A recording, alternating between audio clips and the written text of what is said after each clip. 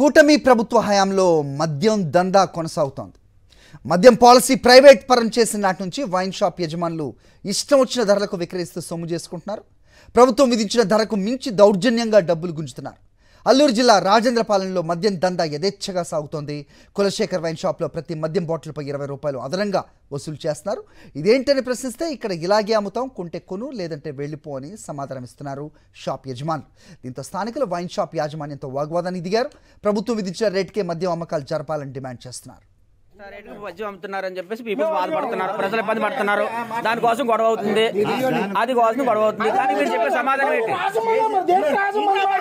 MRP rate కాకుండా extra అమ్ముతున్నారు అని అంటున్నారు. ఏంటి దానికి సమాధానం చెప్పండి.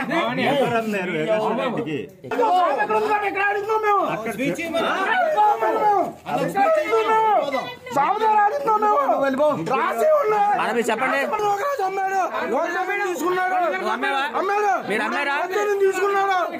మీరు అమ్మారా? అది వాస్తవా కాదా? మీరు వాస్తవా? దేని కాగితం ఏంటండి? కాగితం రాసమంటారు. ఒక గవర్నమెంట్ ఆఫీసర్ ఆయన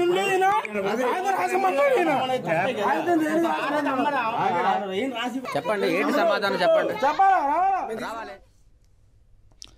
రైట్, ఇదే అంశంపై అప్డేట్స్ మా కరెస్పాండెంట్ నాయుడు అడిగి తెలుసుకుందాం. నాయుడు, అది సంక్రాంతి నేపథ్యంలో ఇష్టానుసారంగా మద్యం అమ్మడమే కాకుండా ఇష్టం వచ్చిన రేట్లకు కూడా మద్యాన్ని అమ్మారు. దీంతో కొనుగోలుదారులంతా కూడా మద్యం షాపుల యజమానుల మీద తిరగబడ్డ పరిస్థితి ఉమ్మడి విశాఖ జిల్లాలో కనిపించింది. అల్లూరు జిల్లా కొయ్యూరు మండలం రాజేంద్రపాలెంలో సంక్రాంతి నేపథ్యంలో 3 రోజుల పాటు 24 గంటల పాటు కూడా షాపులను తెరిచి ఉంచారు. తెరిచి ఉంచడమే కాకుండా ఒక్కొక్క బాటిల్ మీద ఎంఆర్పీ కంటే అదనంగా కూడా డబ్బులు వసూలు చేశారు. దీంతో ఎవరైతే కొనుగోలుదారులు ఉన్నారో వారంతా కూడా షాప్ యజమాని మీద తిరగబడ్డారు. ఎందుకు అధికంగా మద్యాన్ని అమ్ముతున్నారు, ఎంఆర్పి రేటు కంటే ఎందుకు ఎక్కువగా తీసుకుంటున్నారంటూ కూడా ఆ మద్యం షాప్ యజమాని ఎవరైతే ఉన్నారో ఆయనతో గొడవ కూడా దిగారు. దీంతో తాము సంక్రాంతి నేపథ్యంలో తమ ఇష్టానుసారంగా అమ్ముతాము, మీకు ఇష్టమైతే కొనండి లేకపోతే లేదు అంటూ కూడా ఎవరైతే మద్యం కొనుగోలుదారులు ఉన్నారో వారి మీద కూడా తిరగబడే పరిస్థితి అయితే కనిపించింది. దీంతో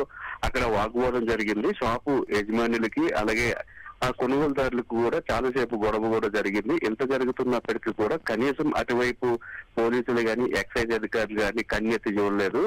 వాళ్ళ ఇష్టానుసారంగా అమ్ముకుంటున్నప్పటికీ కూడా కనీసం అటువైపు వెళ్ళి వారించే ప్రయత్నం కూడా చేయలేదు. ఇదంతా కూడా అధికారులకు తెలిసే జరిగింది. పైనుండి వచ్చిన ఆదేశాల మేరకే సంక్రాంతి నేపథ్యంలో 24 గంటల పాటు మద్యం షాపులను తెరిచి ఉంచాలని అలాగే ఇష్టానుసారంగా అమ్ముకోవాలని మద్యం విక్రయాలను ఎక్కువగా పెంచాలన్న ఉద్దేశంతో ఇటువంటి చర్యలకు పాల్పడ్డారనే విమర్శలు వస్తున్నాయి. అయినప్పటికీ కూడా అధికారులకు ఫిర్యాదు అందినప్పటికీ కూడా అటువైపు కన్నెత్తి చూడలేరు. వారికి కూడా అందాల్సిన మామూలు అందాయి. దాంతో వారంతా కూడా సైలెంట్ గా ఉండిపోయారనే అభిప్రాయం కూడా స్థానికంగా ఉన్న ప్రజల్లో వ్యక్తమవుతుంది. ఏదైనప్పటికీ కూడా మద్యాన్ని విచ్చలవిడిగా రాష్ట్ర ప్రభుత్వం ప్రోత్సహిస్తుంది. ఎక్కడ కూడా రాష్ట్రంలో బెల్ట్ షాపులు ఉండవని చెప్పినప్పటికీ కూడా ఈ సంక్రాంతి నేపథ్యంలో కానీ లేదంటే అంతకు ముందు నుంచి కూడా విచ్చలవిడిగా పుట్టగొడుగుల్లో ఎక్కడ పడితే అక్కడ మద్యం షాపుల్లో కూడా ఏర్పాటు చేశారు. మద్యాన్ని ప్రజల ముందుకి తీసుకువెళ్లి అధిక ధరకు విక్రయిస్తున్నారు. ఇవన్నీ కూడా ప్రభుత్వ ఆదేశాలతోనే గ్రామాల్లోని బెల్ట్ షాపులు వెలిసాయి. పోలీసులకి కానీ లేదా ఎక్సైజ్ అధికారులకి కానీ సమాచారం ఉన్నప్పటికీ కూడా ఎటువంటి చర్యలు కూడా తీసుకోలేదు. చూసి చూడనట్లు వదిలేస్తున్నారని విమర్శలు కూడా పెద్ద ఎత్తున తలెత్తుతున్నాయి.